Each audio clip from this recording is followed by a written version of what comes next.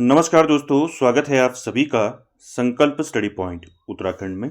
तो दोस्तों आज हम देखेंगे सामान्य हिंदी से। दोस्तों आज का हमारा मॉक टेस्ट रहेगा मॉक टेस्ट 19। इससे पहले दोस्तों सामान्य हिंदी से 18 मॉक टेस्ट कंप्लीट हो चुके हैं दोस्तों, जिनको आप प्लेलिस्ट में जाके देख सकते हैं।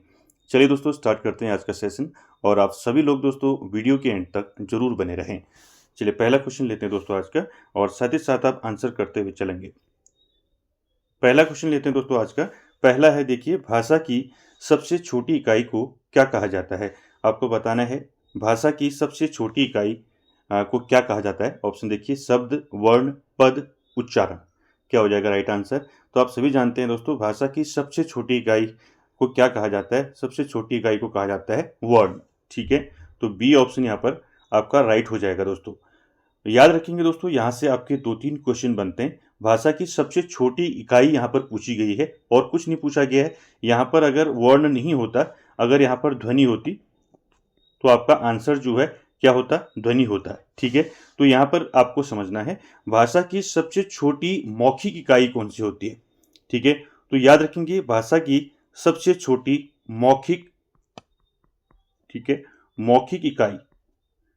तो सबसे मौखिक इकाई कौन सी होती है भाषा की। तो भाषा की सबसे छोटी मौखिक इकाई होती है ध्वनि। ठीक है, और सबसे छोटी जो लिखित इकाई होती है वो क्या होती है, वो होती है वर्ण। ठीक है, लिखित इकाई क्या होती है, वर्ण। तो यहां पर आपको समझना होगा। याद रखेंगे अगर आपको पूछा जाता है, यहाँ पर तो क्वेश्चन पूछा गया आपको कि भाषा की सबसे छोटी इकाई को क्या कहा जाता है। यहाँ पर ऑप्शन में देखा आपने वर्ण है, तो आपने सीधे वर्ण कर दिया। ठीक है, तो यहाँ पर अगर आपको कभी पूछा जाता है कि भाषा की सबसे छोटी मौखिक इकाई आपकी ध्वनि है और सबसे छोटी जो लिखित इकाई है वो वर्ण है। ठीक है, इन दोनों में कोई भी आपको ऑप्शन में दिख सकता है, इसलिए आप ये याद रखेंगे भाषा की सबसे छोटी मौखिक इकाई ध्वनि होती है और लिखित इकाई वर्ण होती है। क्लियर हो गया। यहाँ से एक चीज और आपने याद रखनी है, भाषा की सबसे छोटी सार्थक इकाई अगर आपको पूछा जाता है, भाषा की सबसे छोटी जो है सार्थक इकाई को क्या कहा जाता है, तो याद रखेंगे सार्थक इकाई को क्या कहा जाता है, शब्द कहा जाता है। ठीक है, तो तीनों चीज क्लियर हो गई आपका, ध्वनि, वर्ण और शब्द। यहां से अगर आपका क्वेश्चन पूछा जाता है कभी, तो याद रखेंगे भाषा की सबसे छोटी मौखिक इकाई होती है ध्वनि, भाषा की सबसे छोटी लिखित इकाई होती है वर्ण, और भाषा की सबसे छोटी सार्थक इकाई होती है शब्द। ठीक है, तो ये आप तीनों फैक्ट याद रखेंगे। चलिए आगे चलते हैं क्वेश्चन नंबर 2 पर। 2 का आंसर करेंगे, हिंदी वर्णमाला में मुख्य या मूल स्वर कितने हैं। आपको बताना है दोस्तों हिंदी वर्णमाला में मूल स्वर कितने होते हैं। ऑप्शन देखिए, 3, 4, 5, 6। क्या हो जाएगा दोस्तों इसका राइट आंसर। देखिए हिंदी वर्णमाला की बात करें तो हिंदी वर्णमाला में जो मूल स्वर होते हैं दोस्तों वो कितने होते हैं, मूल स्वर होते हैं 4। ठीक है, तो बी ऑप्शन यहाँ पर आपका राइट हो जाएगा दोस्तों क्वेश्चन नंबर 2 का। और आपको याद रखना है हिंदी वर्णमाला में दोस्तों जो मूल स्वर होते हैं 4 होते हैं। कौन कौन से होते हैं मूल स्वर 4, तो आपको कभी सीधे पूछा जा सकता है कि हिंदी वर्णमाला में मूल स्वर कितने होते हैं, तो 4 होते हैं। कौन कौन से होते हैं, तो आपको याद रखना है मूल स्वर होते हैं अ, ठीक है, अ हो गया, ई हो गया, और ऊ हो गया, और री हो गया। ठीक है, ये 4 क्या होते हैं दोस्तों, ये 4 होते हैं आपके हिंदी वर्णमाला में मूल स्वर। ठीक है, याद रखेंगे इसको, अ, ई, ऊ और री जो है ये 4 मूल स्वर होते हैं वर्णमाला में। बाकी बात करें वर्णमाला की, तो आप जानती हैं वर्णमाला में स्वर कितने होते हैं, 11 स्वर होते हैं वर्णमाला में, और 33 क्या होते हैं, व्यंजन होते हैं। ठीक है, ये भी साथ में आप याद रखेंगे। चलिए आगे चलते हैं क्वेश्चन नंबर 3 पर। क्वेश्चन नंबर 3 है दोस्तों, शौ वर्ण किसके योग से बना है। तो शौ वर्ण किसके योग से बना है आपने बताना है, क प्लस छ, क प्लस शौ, क प्लस शौ, या फिर क प्लस चौ। क्या हो जाएगा राइट आंसर। यहां से भी क्वेश्चन पूछा जाता है दोस्तों, शौ कैसे किन के योग से बना है। ठीक है, त्र किन के योग से बना है, ज्ञ किन के योग से बना है, तो यहाँ से ये क्वेश्चन यहाँ से पूछा जाता है। तो क्या हो जाएगा राइट आंसर इसका, बताइए। जो शौ होता है दोस्तों ये किसके योग से बनता है, तो राइट आंसर हो जाएगा आपका क प्लस षटकोण वाला सौ।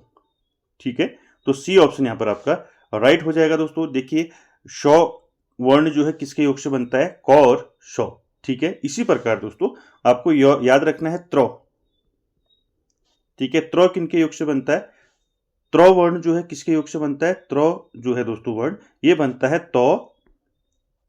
तो प्लस रो से। ठीक है, तो और रो से बनता है त्र। उसी प्रकार ज्ञ की बात करें तो ज्ञ दोस्तों ये किसके योग से बनता है ज्ञ, तो याद रखेंगे जौ प्लस यौ। ठीक है, उसी प्रकार श्रमिक वाला सौ होता है जो, ये सौ किसके योग से बनता है बताइए, ये वाला सौ जो है किसके योग से बनता है, तो ये सौ बनता है दोस्तों, याद रखेंगे शौ सलजम वाला सौ प्लस आपका रो। ठीक है, तो ये चारों आपको याद रखनी है। चारों क्या है, हिंदी में संयुक्त व्यंजन है। ठीक है, इनका दोस्तों पूछा जाता है ये वर्ण किसके योग से बने हैं, तो आपको ये सारे याद रखने हैं। ये वाला सौ जो आपका शार वाला सौ है ये बनता है दोस्तों आपका क और षटकोण वाले सौ से। उसी प्रकार जो आपका श्रमिक वाला सौ है ये बनता है सलजम वाले सौ से प्लस रो से। उसी प्रकार त्र जो है आपका त्र बनता है तो और रो से, और ज्ञ बनता है दोस्तों ज और यो से। ठीक है, इसमें कोई भी आपको पूछा जा सकता है, याद रखेंगे इसको। चलिए आगे चलते हैं क्वेश्चन नंबर 4 पर। क्वेश्चन नंबर 4 का आंसर करेंगे दोस्तों, इनमें से विवरण चिन्ह कौन सा है। आपको बताना है दोस्तों विवरण चिन्ह इनमें से कौन सा है। ऑप्शन देखिए क्या रहेगा राइट आंसर। तो मैंने ये भी आपको बताया था जो चिन्ह है विराम चिन्ह, तो यहाँ से भी दोस्तों क्वेश्चन पूछे जाते हैं, इसलिए आपको सारे विराम चिन्ह जितने भी हैं सभी आपको दोस्तों याद रखने हैं। तो यहाँ पर विवरण चिन्ह कौन सा हो जाएगा 4 का राइट आंसर हो जाएगा सी आंसर, यहाँ पर सी ऑप्शन राइट हो जाएगा। ठीक है, विवरण चिन्ह कैसा होता है याद रखेंगे। ठीक है, ये आपका विवरण चिन्ह होता है, याद रखेंगे। उसी प्रकार जो पहला है आपका ए में, ये आपका प्रश्नवाचक हो गया, और बगल में जो आपका बी है ये आपका क्या हो जाएगा, विषमयादि बोधक चिन्ह। ठीक है, इनको याद रखेंगे, तो सी आंसर आपका राइट हो जाएगा। चलिए आगे चलते हैं क्वेश्चन नंबर 5 पर। क्वेश्चन नंबर 5 क्या है, देखिए 5 है मंत्रकारी शब्द का तद्भव रूप क्या है। आपको बताना है दोस्तों मंत्रकारी शब्द जो है इसका तद्भव रूप क्या होगा। मंत्रकारी शब्द कैसा है, ये तत्सम शब्द है। ठीक है, तो इसका तद्भव पूछा है मंत्रकारी का, क्या हो जाएगा देखिए, तंत्रकारी, यंत्रकारी, मदारी या फिर मिठाई। क्या हो जाएगा राइट आंसर, तो राइट आंसर दोस्तों क्वेश्चन नंबर 5 का क्या हो जाएगा, 5 का हो जाएगा दोस्तों मदारी। ठीक है, सी ऑप्शन यहां पर आपका राइट आंसर हो जाएगा दोस्तों। मंत्रकारी शब्द का तद्भव रूप क्या होगा, मदारी। ठीक है, चलिए आगे चलते हैं क्वेश्चन नंबर 6 पर। क्वेश्चन नंबर 6 है दोस्तों, निम्नलिखित शब्दों में कौन तत्सम है। आपको तत्सम शब्द बताना है। ऑप्शन देखिए, भौजी, जोरू, भ्रातृजाया या फिर भौजाई। तो क्या हो जाएगा राइट आंसर क्वेश्चन नंबर 6 का, तत्सम शब्द कौन सा हो जाएगा इसमें 6 में, तो राइट आंसर हो जाएगा आपका भ्रातृजाया। ठीक है, सी ऑप्शन यहां पर आपका राइट हो जाएगा दोस्तों, याद रखेंगे। चलिए आगे चलते हैं क्वेश्चन नंबर 7 पर। क्वेश्चन नंबर 7 का आंसर करेंगे, उपसर्ग बताना है। प्राक कथन में कौन सा उपसर्ग होगा, प्राक कथन। ठीक है, कौन सा उपसर्ग होगा बताइए, प्रो, कथन या प्राक। क्या हो जाएगा राइट आंसर, प्राक कथन में कौन सा उपसर्ग होगा, 7 का राइट आंसर हो जाएगा प्राक उपसर्ग होता है दोस्तों। डी ऑप्शन यहां पर आपका राइट हो जाएगा। ठीक है, आगे चलते हैं क्वेश्चन नंबर 8 पर। क्वेश्चन नंबर 8 है दोस्तों, अलंकार शब्द में कौन सा उपसर्ग होगा। क्वेश्चन नंबर 8 देखिए दोस्तों, अलंकार में बताना है आपने कौन सा उपसर्ग होगा। ऑप्शन देखिए, अल, ओ, कार, अलम। क्या हो जाएगा राइट आंसर, देखिए दोस्तों अलंकार शब्द में जो उपसर्ग होगा वो कौन सा उपसर्ग होगा, अलम उपसर्ग होगा। कैसे होगा अलम उपसर्ग, देखिए डी ऑप्शन का राइट रहेगा। देखिए अलंकार की बात करें तो अलंकार अलम धन कार होता है इसका। ठीक, क्या होता है, अलम धन कार। ठीक है, अलम धन कार क्या होता है, अलंकार होता है। तो यहां पर उपसर्ग क्या हो जाएगा, अलम जो है उपसर्ग हो जाएगा। आप सभी जानते हैं उपसर्ग जो है ये शब्द के आगे जुड़ता है और प्रत्यय जो है शब्द के पीछे जुड़ता है। ठीक है, और यहीं पर आपको एक चीज़ और याद रखनी है दोस्तों, देखिए कभी आपको अगर पूछा जाता है कि हिंदी में शब्दांश कितने होते हैं, ठीक है, आपको पूछा जाता है कि हिंदी में जो शब्दांश होते हैं वो कितने होते हैं, ठीक है। तो हिंदी में जो है दोस्तों जो शब्दांश होते हैं कितने होते हैं, दो शब्दांश होते हैं। एक होता है आपका उपसर्ग, ठीक है, एक क्या होता है आपका उपसर्ग होता है, दूसरा आपका क्या होता है प्रत्यय होता है, ठीक है। कभी ऐसे भी आपको पूछा जा सकता है, तो याद रखेंगे दोस्तों हिंदी में जो शब्दांश हैं वो कितने होते हैं, दो होते हैं। पहला आपका उपसर्ग और दूसरा आपका प्रत्यय, ठीक है। इन दोनों के बारे में आप अच्छे से जानते हैं। उपसर्ग जो है ये शब्द के आगे जुड़ता है और प्रत्यय जो है ये शब्द के पीछे जुड़ता है, ठीक है। तो ये भी साथ में याद रखेंगे, पूछा जा सकता है आपको कि हिंदी में शब्दांश कितने होते हैं, तो दो होते हैं, उपसर्ग हो गया और प्रत्यय हो गया, ठीक है। चलिए आगे चलते हैं क्वेश्चन नंबर 9 पर। 9 क्या है देखिए, निम्न में से पुल्लिंग शब्द को पहचानिए। तो यहाँ पर आपको दोस्तों पुल्लिंग शब्द बताना है। ऑप्शन देखिए, भुजा, जाति, चिड़िया या फिर कपड़ा। क्या हो जाएगा क्वेश्चन नंबर 9 का राइट आंसर? 9 का दोस्तों राइट आंसर हो जाएगा, क्या हो जाएगा इसमें से, पुल्लिंग शब्द बताइए। पुल्लिंग शब्द हो जाएगा इसमें आपका राइट आंसर कपड़ा, ठीक है। कपड़ा क्या है, पुल्लिंग शब्द है। आगे चलते हैं क्वेश्चन नंबर 10 पर। क्वेश्चन नंबर 10 है दोस्तों, निम्न में से स्त्रीलिंग शब्द को पहचानिए। तो यहाँ पर आपने क्या बताना है, स्त्रीलिंग शब्द बताना है। ऑप्शन देखिए, कुर्सी, लड़का, पेड़, शेर। क्या हो जाएगा राइट आंसर? मैंने आपको बताया दोस्तों, जब भी ये आपका पुल्लिंग और स्त्रीलिंग आपको पूछा जाता है तो यहाँ पर आपने क्या करना है, सीधे आपने सीधे इसमें प्रश्न करना है, ठीक है। अगर आप प्रश्न करेंगे तो आप इसको सीधे आंसर तक पहुँच सकते हैं। देखिए कुर्सी की बात करें, देखिए कुर्सी हम क्या कहते हैं, कुर्सी गिर गई कहते हैं ना, क्या कहते हैं, कुर्सी गिर गई, ठीक है। और आपका कुर्सी टूट गई कहते हैं, ठीक है, टूट गई। तो ये क्या हो जाएगा, ये आपका क्या हो जाएगा, कुर्सी, ये आपका क्या है बताइए। तो राइट आंसर 10 का क्या हो जाएगा, बताइए क्या हो जाएगा 10 का राइट आंसर, कुर्सी हो जाएगा, ठीक है। कुर्सी क्या है आपका, स्त्रीलिंग है, ठीक है। और कभी भी आपका मैंने बता दिया आपको पुल्लिंग और स्त्रीलिंग पूछा जाता है तो आप कैसे पता करोगे, आप सीधे जो है प्रश्न करके उसको आपको करना है। देखिए कुर्सी गिर गई, कुर्सी टूट गई, स्त्रीलिंग हो गया। लड़का देखिए, लड़का जाता है, ठीक है। तो यहाँ पर आपका क्या हो जाएगा, ये पुल्लिंग है। पेड़ देखिए, पेड़ की बात करें, पेड़ टूट गया कहते हैं ना, तो पेड़ टूट गया, तो यहाँ पर क्या हो जाएगा, पुल्लिंग हो जाएगा ये भी। बाकी डी देखिए, शेर, शेर क्या कहते हैं हम, शेर दहाड़ रहा है कहते हैं ना, तो यहाँ पर ये भी आपका पुल्लिंग हो जाएगा। तो यहाँ पर स्त्रीलिंग क्या हो जाएगा, कुर्सी। क्लियर है? चलिए आगे चलते हैं क्वेश्चन नंबर 11 पर। क्वेश्चन नंबर 11 है दोस्तों, पानी का सामान्य बहुवचन बताइए। तो यहाँ पर आपको सीधे सीधे पानी का बहुवचन बताना है। बताइए क्या होगा राइट आंसर, समादर, पानी, पानियों या इनमें से कोई नहीं। तो 11 का राइट आंसर क्या हो जाएगा, तो 11 का राइट आंसर क्या हो जाएगा बताइए। तो 11 का राइट आंसर हो जाएगा, पानी का जो बहुवचन होता है दोस्तों वो पानी ही होता है, ठीक है। तो बी ऑप्शन यहाँ पर आपका राइट हो जाएगा दोस्तों। अभी आगे क्वेश्चन में आपको बताऊंगा कि कौन से ऐसे शब्द हैं जो हमेशा पुल्लिंग में सॉरी हमेशा जो है आपके एक वचन में प्रयोग होते हैं, और जो होते हैं आपकी जो कुछ ऐसे होते हैं जो हमेशा जो है आपके बहुवचन में प्रयोग किए जाते हैं। तो आगे उस पर बात करेंगे कि सदा सदा जो है बहुवचन में प्रयुक्त होने वाले शब्द और सदा एक वचन में प्रयुक्त होने वाले शब्द ये पूछे जाते हैं। तो यहाँ पर राइट आंसर क्या हो जाएगा, पानी का बहुवचन पानी हो जाएगा, ठीक है। चलिए आगे चलते हैं, आ गया क्वेश्चन नंबर 12 आपका। देखिए इसमें क्या है, सदा एक वचन में प्रयुक्त होने वाले शब्दों को चुनिए। यहाँ पर आपके दिए हैं नीचे ऑप्शन में, देखिए होश, लोग, हस्ताक्षर, जनता, वर्षा, जनता या फिर प्राण, बाल। क्या आपका इसमें राइट आंसर होगा, यहाँ पर आपको बताना है सदा एक वचन में प्रयुक्त होने वाले शब्द कौन से हैं इसमें। तो राइट आंसर क्या हो जाएगा 12 का, बताइए।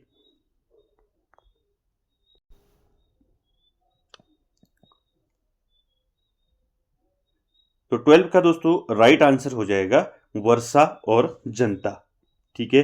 वर्षा और जनता दोस्तों ये जो है आपका हमेशा जो है आपका सदा जो है एक वचन में प्रयुक्त होने वाले शब्द हैं, ठीक है। साथ ही साथ दोस्तों यहाँ पर पूछा जाता है एक क्वेश्चन यहाँ से और आप याद रखेंगे, सदा बहुवचन में प्रयुक्त होने वाले शब्द, ठीक है, सदा बहुवचन में प्रयुक्त होने वाले शब्द। तो बहुवचन में प्रयुक्त होने वाले शब्द कौन कौन से होते हैं? तो सदा बहुवचन में प्रयुक्त होने वाले शब्द होते हैं, जैसे आपका प्राण हो गया, ठीक है, बहुवचन में होता है प्रयोग। हस्ताक्षर हो गया आपका, ठीक है, प्राण हो गया, हस्ताक्षर हो गया, आंसू हो गया, ठीक है, आंसू। तो ये दोस्तों सदा आपके जो है सदा बहुवचन में प्रयुक्त होने वाले शब्द हैं, प्राण, हस्ताक्षर और आंसू, ठीक है। उसी प्रकार सदा एक वचन में प्रयुक्त होने वाले शब्द जैसे आपका वर्षा हो गया, जनता हो गया, ठीक है, ऐसे याद रखेंगे। चलिए आगे चलते हैं क्वेश्चन नंबर 13 पर। क्वेश्चन नंबर 13 है दोस्तों, बिल्ली छत से कूद पड़ी में आपको कारक बताना है, ठीक है। बिल्ली छत से कूद पड़ी, तो इसमें कौन सा कारक हो जाएगा? ये तो आप सीधे आपको आप आंसर करेंगे, क्योंकि मैंने आपको कई बार बता रखा है। तो 13 का राइट आंसर हो जाएगा अपादान कारक होगा, ठीक है। देखिए यहाँ पर बिल्ली की बात करें, देखिए बिल्ली छत से जो है कूदी है, ठीक है। तो छत से कूदी है तो इसका स्थान जो है दोस्तों यहाँ से, इसका स्थान यहाँ जो है परिवर्तन हुआ है स्थान का। तो यहाँ पर मैंने आपको बताया है पहले कि जहाँ पर अलगाव होता है वहाँ पर आपका क्या होता है? अपादान होता है। तो यहाँ पर राइट आंसर क्या हो जाएगा? सी इसका राइट आंसर हो जाएगा। अलगाव या अलग होने के अर्थ में जहाँ पर भी बात होती है वहाँ पर आपका अपादान होगा। आगे चलते हैं क्वेश्चन नंबर 14 पर। क्वेश्चन नंबर 14 है दोस्तों, कानून सुनी बात पर यकीन मत करो। कौन सा कारक है इसमें आपको बताना है? कानून सुनी बात पर यकीन मत करो, कौन सा कारक होगा बताइए? कर्ता कारक, कर्म कारक, करण कारक या संप्रदान कारक? तो राइट आंसर क्या हो जाएगा? 14 का दोस्तों राइट आंसर बताना है आपने, कानून सुनी बात पर यकीन मत करो। कौन सा कारक होगा इसमें? तो राइट आंसर हो जाएगा दोस्तों इसमें करण कारक, ठीक है। अब आप सोच रहे होगे दोस्तों कि इसमें करण कारक कैसे हुआ, ठीक है। पर यहाँ पर आ रहा है तो यहाँ पर करण कारक कैसे हुआ, ठीक है। तो देखिए दोस्तों आपको मैंने बताया था, जहाँ पर मैंने आपको बताया था साधन की बात हो वहाँ पर आपका करण कारक होता है। यहाँ पर देखिए कानून सुनी बात पर यकीन मत करो, यानी कि सुना कैसे जा रहा है? सुना जा रहा है कानों से, ठीक है। तो यहाँ पर दोस्तों सुना कैसे जा रहा है? कानों से सुना जा रहा है। तो यहाँ पर क्या हो गया?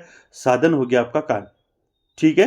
तो इसको याद रखिए, जहाँ पर सुनने का साधन यहाँ पर क्या है? कान है। तो यहाँ पर क्या हो जाएगा आपका?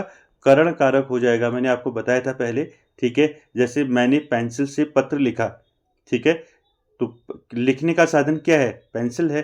तो यहाँ पर भी आपका करण कारक हो जाएगा। तो इस प्रकार के जो वाक्य आएंगे तो आपको हमेशा याद रखना है यहाँ पर करण कारक होगा, ठीक है। जहाँ पर साधन की बात होगी वहाँ पर आपका करण आ जाएगा। फिर क्लियर है? चलिए आगे चलते हैं। मैंने कई बार आपको अच्छे से बता रखा है, और बाकी आपको डिटेल में अगर देखना है तो आप प्लेलिस्ट में जाइए और वहाँ से आपको जो है सारी चीज़ें वहाँ आपको मिल जाएंगी। चलिए क्वेश्चन नंबर 15 की बात करते हैं। 15 है दोस्तों, संसदीय राजभाषा समिति की सिफारिशों पर आदेश कौन देते हैं? आपको बताना है संसदीय राजभाषा समिति की सिफारिशों पर आदेश कौन देते हैं। ऑप्शन देखिए, राष्ट्रपति, प्रधानमंत्री, उपराष्ट्रपति या फिर गृह मंत्री। क्या हो जाएगा राइट आंसर 15 का? तो 15 का दोस्तों राइट आंसर हो जाएगा राष्ट्रपति, ठीक है। ए ऑप्शन राइट हो जाएगा दोस्तों। संसदीय राजभाषा समिति की सिफारिशों पर आदेश कौन देता है? तो ये राष्ट्रपति देता है। अगला क्वेश्चन बताना है 16 में आपने संधि बतानी है दोस्तों। पवन शब्द में कौन सी संधि है? ऑप्शन देखिए, गुण संधि, यण संधि, अयादि संधि, वृद्धि संधि। क्या हो जाएगा इसका 16 का राइट आंसर? पवन शब्द में कौन सी संधि होगी? तो पवन शब्द में होगी दोस्तों अयादि संधि, ठीक है। तो यहाँ पर सी ऑप्शन यहाँ पर राइट हो जाएगा दोस्तों। देखिए पवन का जो संधि विच्छेद होगा क्या होगा? पवन का पो धन अन, क्या होगा? पो धन अन, पो धन अन क्या हो जाएगा? पवन हो जाएगा दोस्तों, ठीक है। कौन सी संधि हो जाएगी? अयादि संधि, ठीक है। जैसे आपका पावक हो गया, श्रवण हो गया, इनमें सब में क्या होती है? अयादि संधि होती है। मैंने अच्छे से समझा रखा है आपको, ठीक है। चलिए आगे चलते हैं। क्वेश्चन नंबर 17 की बात करें। क्वेश्चन नंबर 17 है दोस्तों, इनमें से कौन सा शब्द जो है कर्मधारय समास का उदाहरण है? ऑप्शन देखिए, तिरंगा, गृह प्रवेश, सुख दुख, अंधकूप। बताइए किसमें जो है इसमें आपका कर्मधारय समास होगा? मैंने आपको अच्छे से बता रखा है दोस्तों कर्मधारय समास, ठीक है। देखिए तिरंगा की बात करें तो तिरंगा क्या हो जाएगा आपका? द्विगु समास हो जाएगा, संख्यावाचक है, ठीक है, द्विगु समास हो जाएगा। और गृह प्रवेश की बात करें दोस्तों तो गृह प्रवेश में हो जाएगा आपका तत्पुरुष, ठीक है, तत्पुरुष समास। ठीक है। सुख दुख की बात करें तो आप जानती हैं सुख दुख दोनों पद प्रधान है यहाँ पर। तो दोनों पद प्रधान किस में होते हैं? दोनों पद प्रधान होते हैं द्वंद्व समास में। तो ये सीमा आपका द्वंद्व समास हो गया, द्वंद्व समास। तो बचा क्या आपका? डी ऑप्शन यहाँ पर आपका राइट हो जाएगा दोस्तों, अंधकूप। तो अंधकूप में दोस्तों समास क्या होगा? अंधकूप में कर्मधारय समास। अंधकूप मतलब कुआं कैसा है? कुआं जो है कैसा है दोस्तों? कूप कैसा है? कुआं कैसा है? अंधा है। तो यहाँ पर दोस्तों विशेषता की बात हो रही है। मैंने आपको बताया है जहां पर भी विशेषता होगी वहां पर आपका कर्मधारय समास होगा। ठीक है, तो ये सारे फैक्ट याद रखने हैं दोस्तों। तो राइट आंसर डी हो जाएगा, अंधकूप। चलिए आगे चलते हैं क्वेश्चन नंबर 18 पर। क्वेश्चन नंबर 18 है दोस्तों, कांति और क्लांति शब्द युग्म का सही अर्थ क्या होगा? आपको बताना है कांति और क्लांति। तो इस शब्द युग्म का सही अर्थ क्या होगा? ऑप्शन दिए नीचे देखिए, चमक क्लेश, चमक थकावट, रुकावट चमक, या इनमें से कोई नहीं। क्या हो जाएगा राइट आंसर इसका? क्वेश्चन नंबर 18 का देखिए दोस्तों, कांति का जो अर्थ होता है दोस्तों, कांति का अर्थ होता है चमक। ठीक है, कांति का अर्थ क्या होता है? चमक होता है। तो ये तो होगा नहीं। ठीक है, बाकी बचा आपका दो, ए और बी। देखिए कांति का चमक होता है और क्लांति का होता है थकावट। ठीक है, तो इसका क्या होता है? थकावट होता है। ठीक है, थकावट। तो यहाँ पर राइट आंसर क्या हो जाएगा आपका? राइट आंसर हो जाएगा आपका बी ऑप्शन, चमक थकावट। ठीक है, चलिए आगे चलते हैं क्वेश्चन नंबर 19 पर। क्वेश्चन नंबर 19 है दोस्तों, अनिवार्य का विलोम बताना है आपने। क्या होगा अनिवार्य का विलोम? देखिए आवश्यक, प्राथमिक, वैकल्पिक, या इनमें से कोई नहीं। तो 19 का क्या हो जाएगा? 19 का राइट आंसर हो जाएगा आपका वैकल्पिक। ठीक है, अनिवार्य का विलोम क्या होगा? यहाँ पर वैकल्पिक हो जाएगा, सी ऑप्शन राइट हो जाएगा। ठीक, अगला क्वेश्चन देखिए, क्वेश्चन नंबर 20 और आज का आखिरी क्वेश्चन। आंसर कीजिए, स्वप्न का विलोम बताना है। ठीक है, स्वप्न का विलोम क्या होगा? निद्रा, जागरण, दिवा स्वप्न, या खुमारी। क्या हो जाएगा राइट आंसर? तो आप सभी ने सही कर दिया होगा, स्वप्न का विलोम होता है आपका जागरण। ठीक है, तो बी ऑप्शन यहां पर आपका राइट हो जाएगा दोस्तों। ठीक है, तो दोस्तों ये था आज का सेशन जिसमें हमने महत्वपूर्ण क्वेश्चनों पर डिस्कस किया। आई होप आप सभी को अच्छा लगा होगा, और वीडियो को एंड तक देखने के लिए थैंक यू वेरी मच।